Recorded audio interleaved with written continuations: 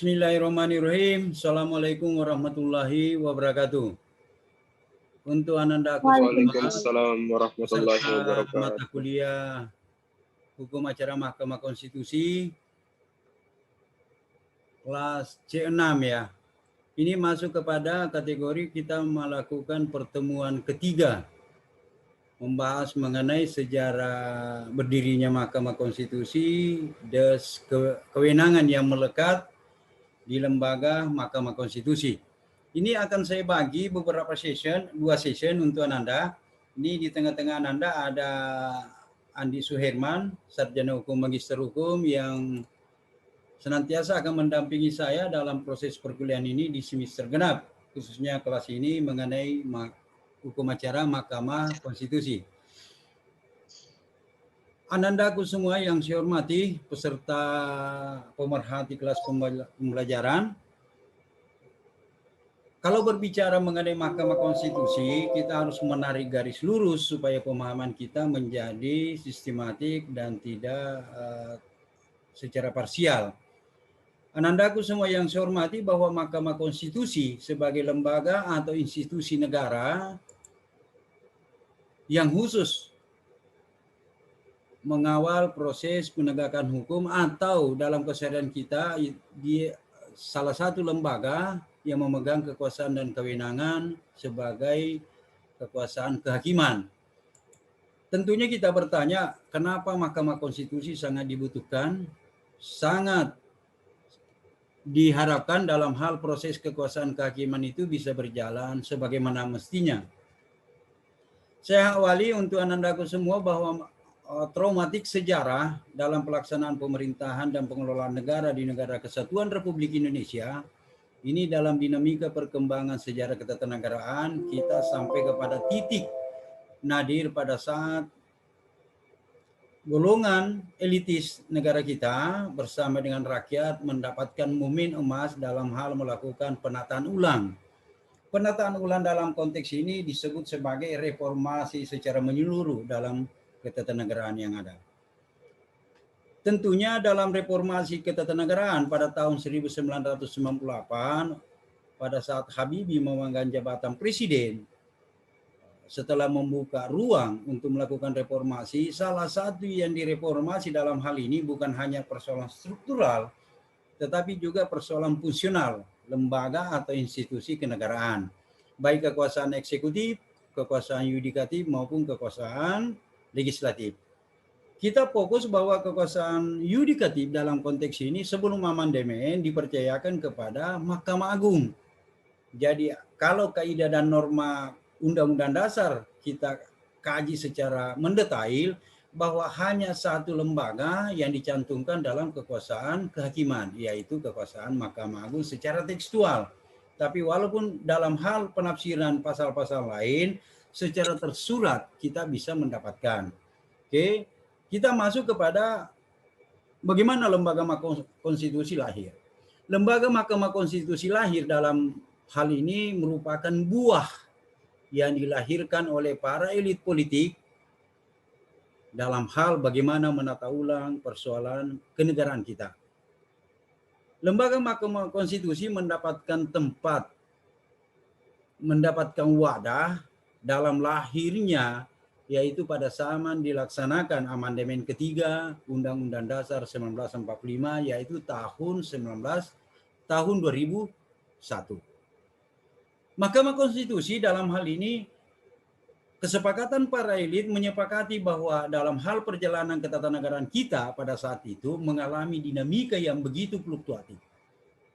Ada beberapa hal yang menjadi pertimbangan. Salah satunya adalah pertimbangan yang dilakukan para elit politik atau kaum reformis pada saat itu adalah mengadop lembaga yang berkembang di negara-negara lain di bawah naungan Perserikatan Bangsa-Bangsa dengan tugas utama adalah melakukan pengujian suatu peraturan perundang-undangan yang bentuknya undang-undang terhadap norma dan kaidah yang ada di konstitusi negara. Seperti yang ada di Indonesia. Lembaga Mahkamah Konstitusi pada awalnya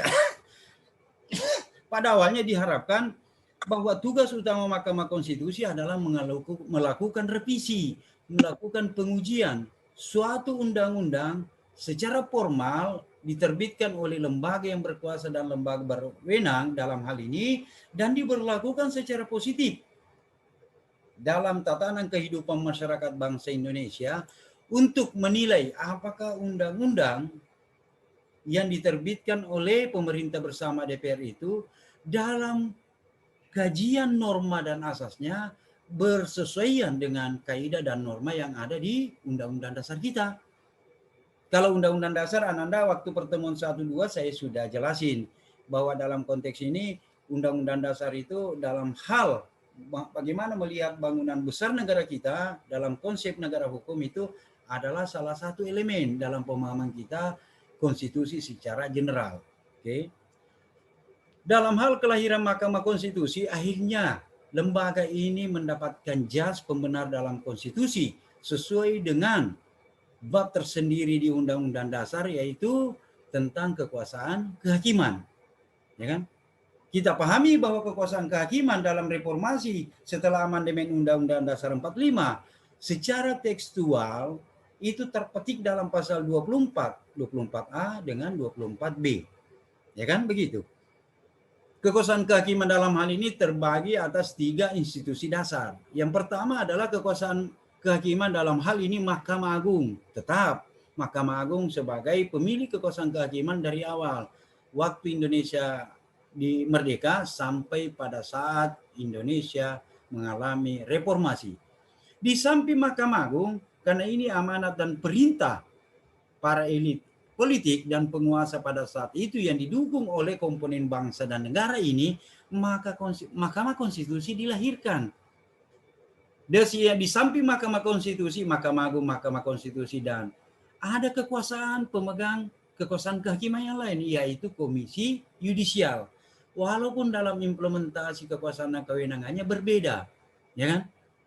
Apa kewenangannya nanti secara detail kita mengkaji lebih jauh.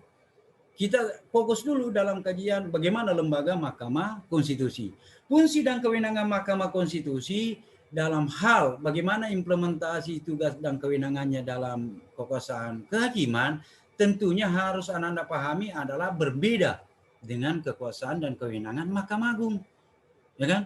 Kekuasaan Mahkamah Agung di dalam Undang-Undang Dasar itu sudah diperintahkan dan diamanatkan dalam kaidah dan norma, yaitu pemegang kekuasaan lembaga peradilan, peradilan umum, peradilan militer, peradilan tata usaha negara, peradilan agama, yang induknya ada di Mahkamah Agung.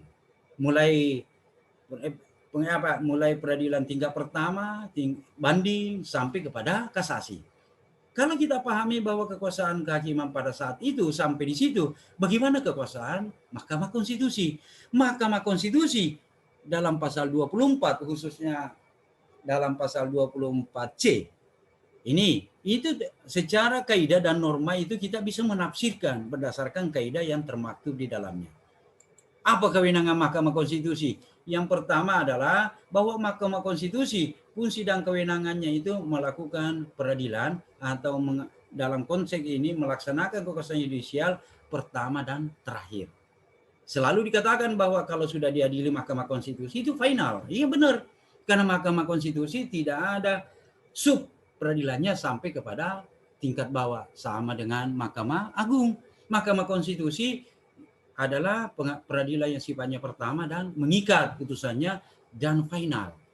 Tentunya kalau konsep ini yang terjadi dalam penafsiran kaidah konstitusi, apa sih kewenangannya? Itu pasti pertanyaan mendasar. Kewenangan, fungsi dan kewenangan Mahkamah Konstitusi sangat berbeda dengan fungsi kewenangan Mahkamah Agung.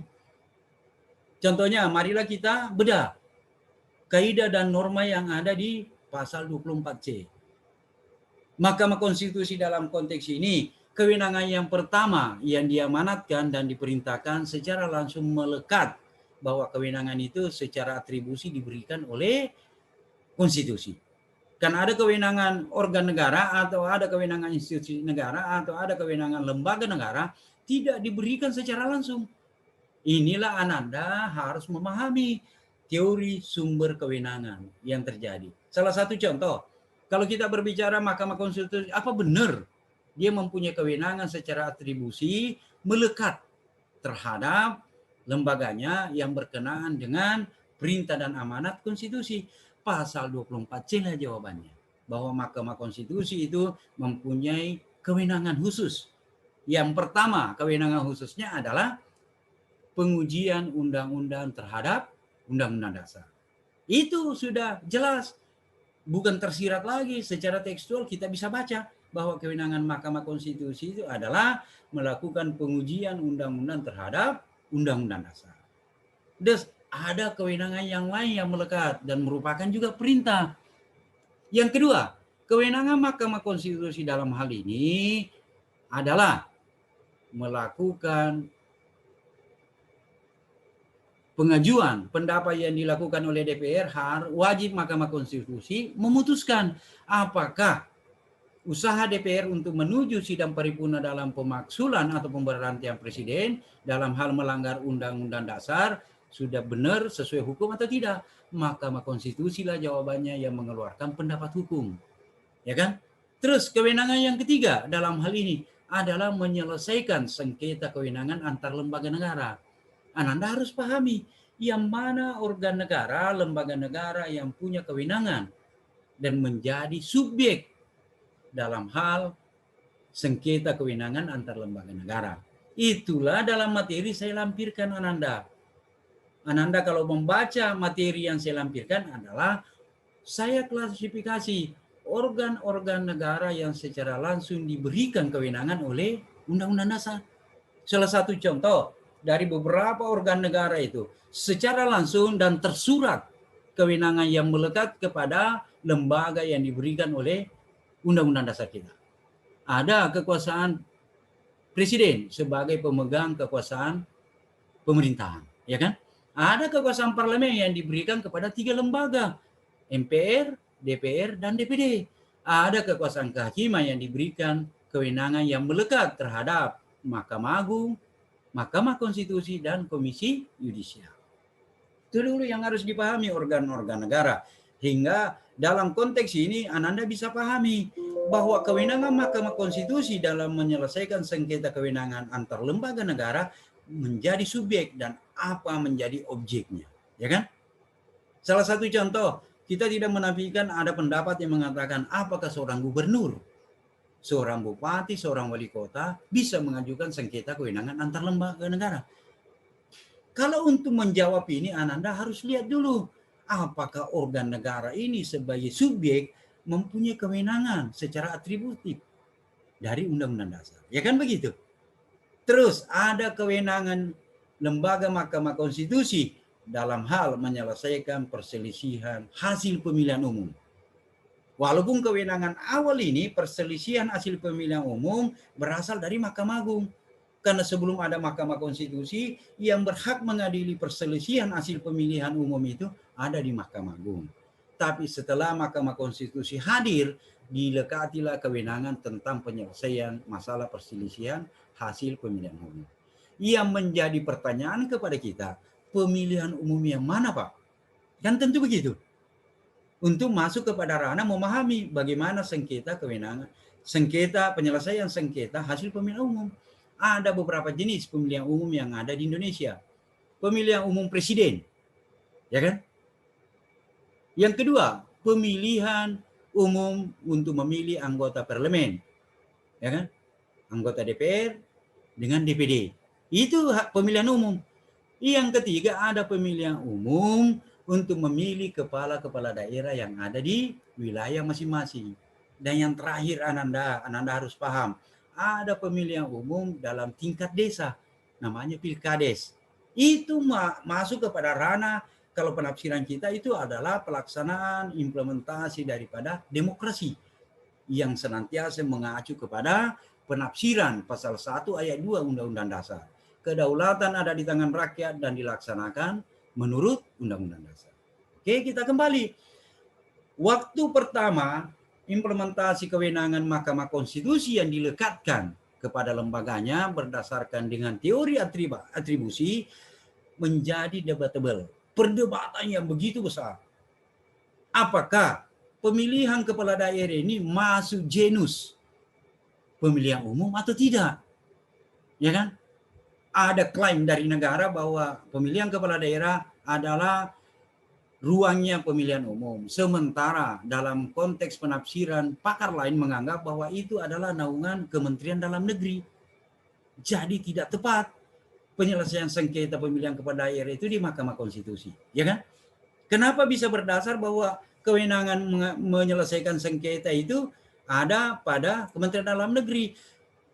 Para elit yang berpandangan itu mengacu kepada bagaimana penafsirannya bahwa kepala daerah, ya, kepala daerah yang akan dipilih merupakan ranah dari Kementerian Dalam Negeri karena secara subordinat pemerintah provinsi, kabupaten, dan kota adalah salah satu sub yang menjadi pelaksanaan pemerintahan nasional, ya kan? Namun berbenturan dengan konsep dan teori pelaksanaan pemilihan umum. Dalam hal ini ada lain pihak menyatakan bahwa walaupun di bawah naungan Kementerian Dalam Negeri sebagai subordinat pelaksanaan pemerintahan, maka pemilihan kepala daerah tetap menjadi kewenangan Mahkamah Konstitusi sebagai norma. Dalam hal ini genusnya masuk dalam lain. Dia adalah pemilihan umum. Nanti ada session dalam perdebatan untuk menemukan bagaimana membedakan norma itu. Pemilihan yang sifatnya di bawah naungan Kemendagri karena dia adalah struktur subordinasi dari tapi ada hal lain yang secara umum kita harus pahami. Sampai saat sekarang ini, kewenangan Mahkamah Konstitusi melekat dalam penyelesaian hasil pemilihan umum, baik pemilihan presiden, pemilihan anggota DPR, DPD, dan penyelesaian sengketa hasil pelaksanaan pemilihan kepala daerah. Oke. Dalam konteks inilah, selain itu ada kewenangan yang melekat. Kewenangan yang kelima yang melekat adalah Mahkamah Konstitusi berhak mengadili dalam aspek pembubaran partai politik. Kita pahami bahwa dalam kontestasi pelaksanaan negara kita, partai politik merupakan satu lembaga yang menjadi unsur penopang dalam proses pelaksanaan demokrasi. Ya kan? Inilah yang menjadi hal-hal yang utama menjadi kajian nanti Ananda untuk memahami sejauh mana kewenangan Mahkamah Konstitusi bisa direfleksikan dalam kehidupan berbangsa dan bernegara. Dan yang kedua adalah apakah kewenangan Mahkamah Konstitusi hanya sebatas secara prosedural. Dalam hal ini, bagaimana memaknai bahwa implementasi kekuasaan dan kewenangan Mahkamah Konstitusi dari aspek yudisial berbeda dengan Mahkamah Agung. Salah satu contoh yang saya ketengahkan kepada Ananda, bagaimana implementasi kewenangan Mahkamah Konstitusi dalam melaksanakan kekuasaan kehakiman. Tentunya itu memerlukan jawaban yang secara spesifik dan mendetail supaya Ananda bisa paham. Sama tidak kekuasaan Mahkamah Konstitusi dengan kekuasaan Mahkamah Agung, ya kan?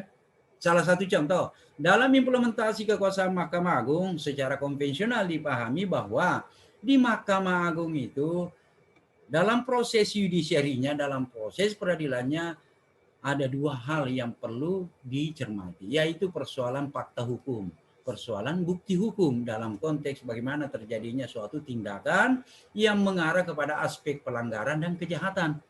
Ya kan? Kalau Mahkamah Konstitusi dalam konteks kekuasaan dalam hal pengujian undang-undang yang diuji adalah norma. Ya kan? Apakah norma undang-undang A yang ada atau diimplementasikan dan diberlakukan positif dalam kehidupan berbangsa dan bernegara bertentangan dengan norma yang ada di dalam Undang-Undang Dasar. Salah satu contoh yang pernah direduksi norma dan kaidah di suatu undang-undang.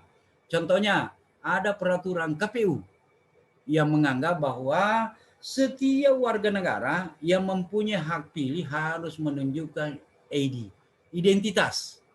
Ya kan? Tanpa ada surat panggilan, tidak bisa melakukan pencoblosan dalam rangka pelaksanaan pemilihan umum. Maka norma yang ada di sini diuji di Mahkamah Konstitusi karena berdasarkan dengan Undang-Undang Pemilihan Umum, ya kan? Mahkamah Konstitusi mengeluarkan putusan. Setiap warga negara yang mempunyai syarat sebagai warga negara dan hak yang melekat secara konstitusional dijamin konstitusi, maka kalau dia bisa menunjukkan bahwa dia adalah warga negara Indonesia dan memenuhi syarat dalam rangka pemilihan, dalam rangka melakukan pemilihan pencoblosan, maka diperkenankan. Itulah dulu yang ramai menjadi perdebatan. Apakah seseorang yang tidak mempunyai surat panggilan untuk melaksanakan pemilihan pencoblosan itu tidak bisa kalau tidak ada panggilan, surat panggilan. Kan yang mengeluarkan surat panggilan adalah KPU, ya kan? Berikut dengan ada turunannya KPU, ada KPPS, ada ya kan, ada KPS, ada petugas-petugas pemilihan itu. Itulah yang disiasati bahwa norma aturan yang dikeluarkan oleh KPU dengan menerjemahkan undang-undang pemilihan sebagai pelaksanaan daripada itu bertentangan. Karena setiap warga negara secara konstitusional dijamin oleh konstitusi.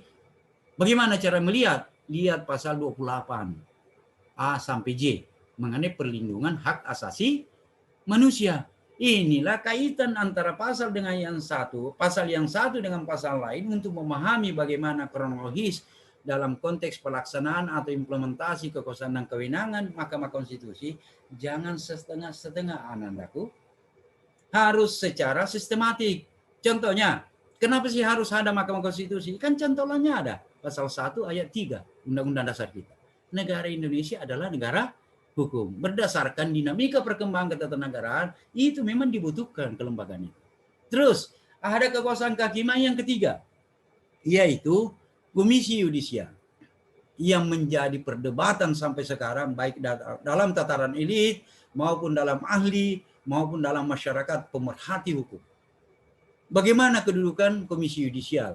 Sementara Komisi Yudisial dicantumkan secara tekstual berdasarkan kaidah dan norma di Undang-Undang Dasar, yaitu pasal 24. Ya kan? Komisi Yudisial berwenang mengajukan calon hakim agung. Ya kan? Dan Komisi Yudisial diberi kewenangan dan kekuasaan yang melekat untuk menilai aspek integritas dan moralitas seorang hakim agung.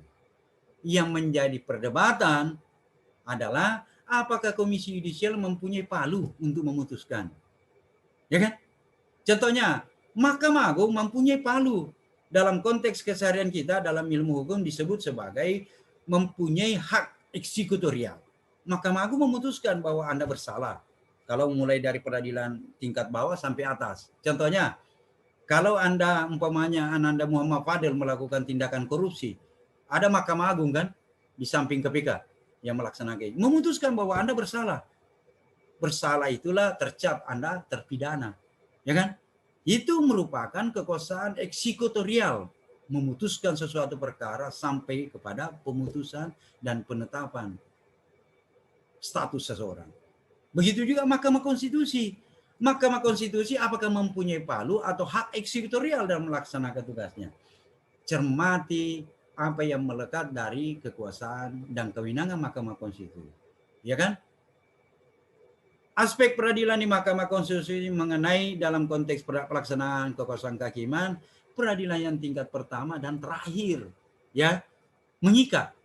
Jadi kalau Mahkamah Konstitusi putuskan bahwa norma kaidah pasal sekian atau ayat sekian dalam undang-undang ini bertentangan dengan Undang-Undang Dasar, secara tidak langsung tanpa kita berdebat lagi bahwa itu merupakan kewenangan yang sifatnya final dan mengikat bagi lembaga yang membentuk peraturan perundang-undangan, ya kan? Tapi lain pihak kalau berbicara kekuasaan yudisial, kekuasaan yudisial dalam hal ini menilai aspek moralitas dan integritas hakim. Ada beberapa kejadian yang menjadi perdebatan. Contohnya, kalau hakim si bedu atau hakim si becek dalam pengamatan Komisi Yudisial dianggap bahwa dia melanggar etika, dia melanggar kesusilaan, dia melanggar integritas dalam menjalankan tugas sebagai aparat penegak hukum. Apakah Komisi Yudisial langsung bisa memutuskan bahwa Anda bersalah maka Anda dipecat? Anda bersalah maka Anda dinonaktifkan. Kan tidak. Ya kan? Dalam pelesatan keseharian, dalam kajian ilmu hukum, saya selalu mengatakan bahwa komisi yudisial adalah suatu lembaga tinggi negara, lembaga negara yang diberikan kekuasaan kehakiman non eksekutorial, ya, hakim non palu. Karena temuan yang didapatkan oleh komisi yudisial merupakan rekomendasi kepada Mahkamah Agung dengan Mahkamah Konstitusi, ya kan?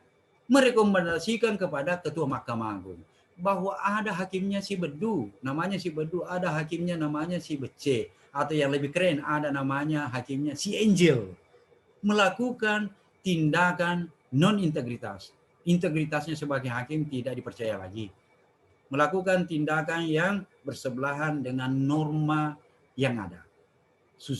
Etika kesusilaan yang ada. Ia mencerminkan bahwa dia tidak layak menjadi hakim.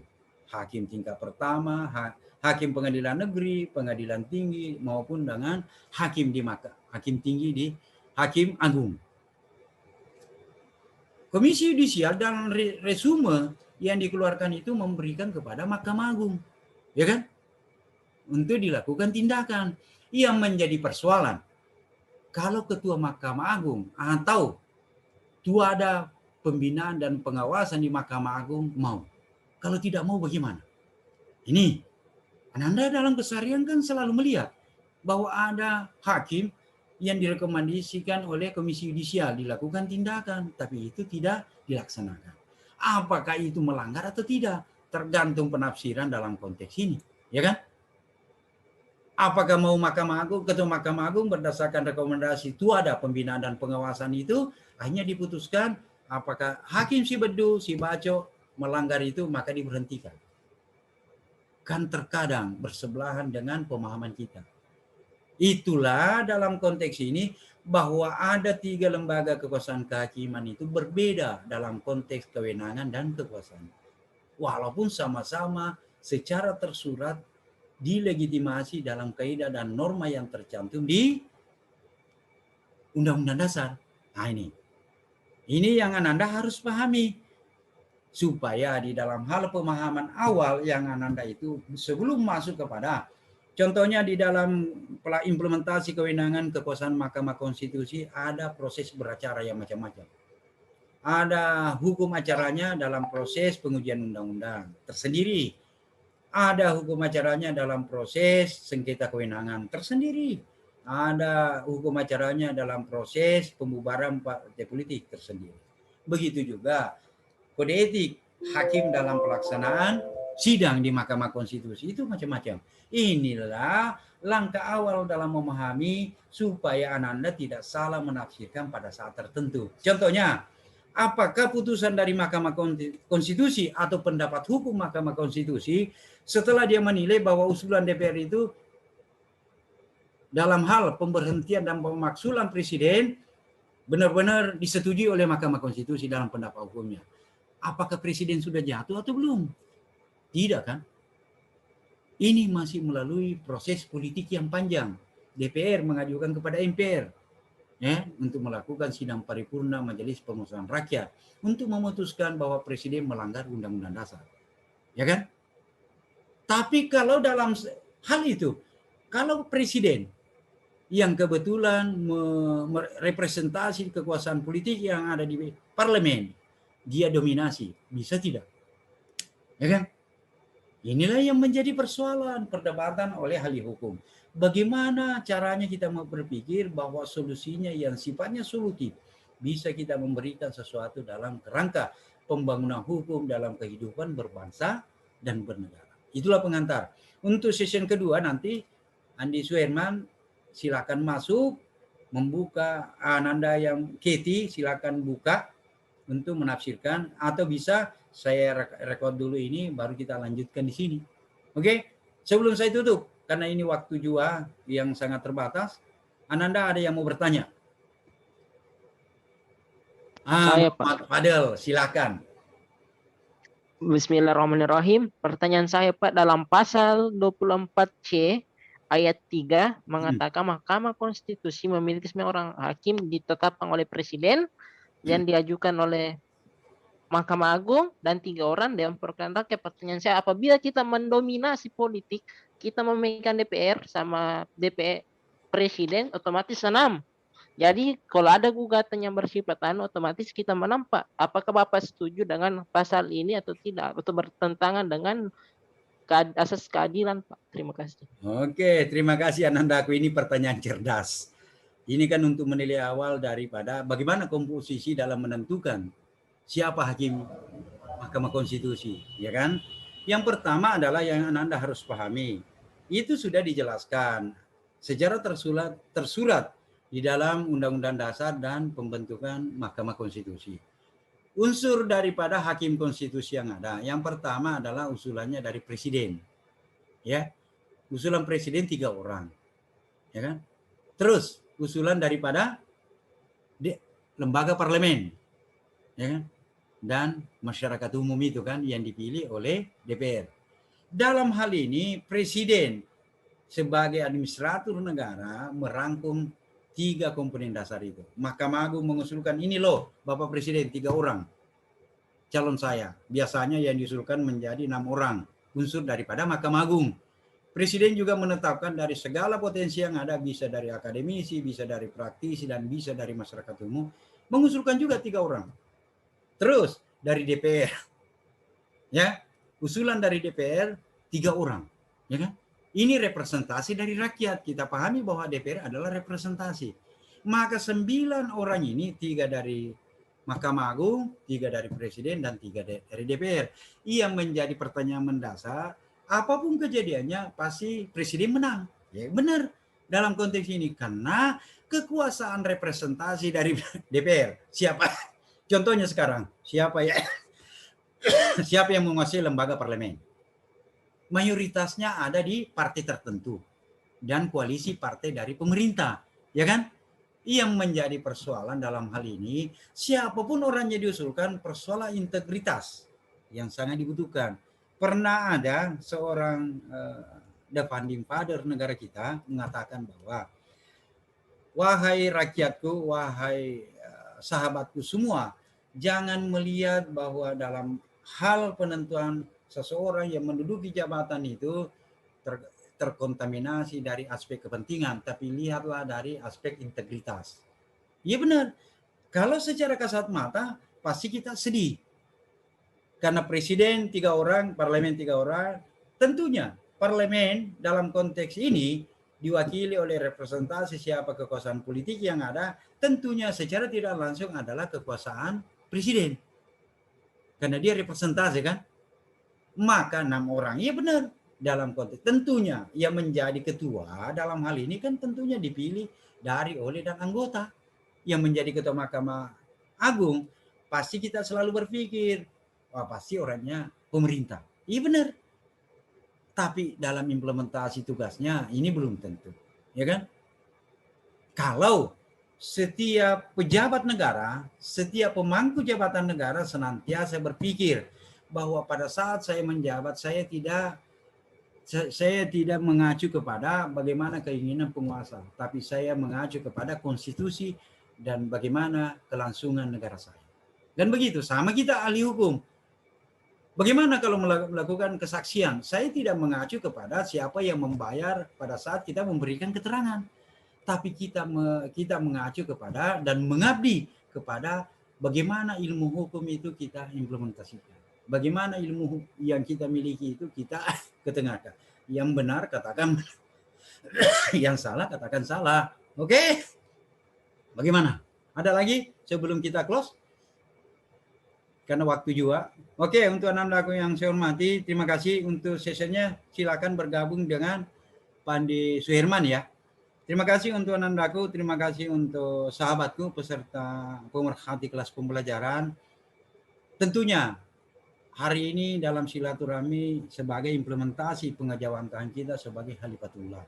Khalifatullah dalam konteks ini senantiasa belajar untuk menciptakan bagaimana kita sebagai manusia yang seorang insani yang betul-betul mengimplementasikan hakikat kita sebagai Khalifatullah. Khalifatullah dalam konteks ini ya kita diperjalankan dalam konteks bagaimana memakmurkan alam semesta, memakmurkan sesama, dan senantiasa tunduk dan taat kepada ulil amri.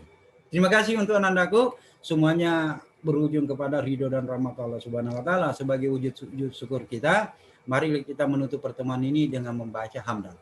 Terima kasih untuk anandaku, sahabatku, peserta pemerhati kelas pembelajaran.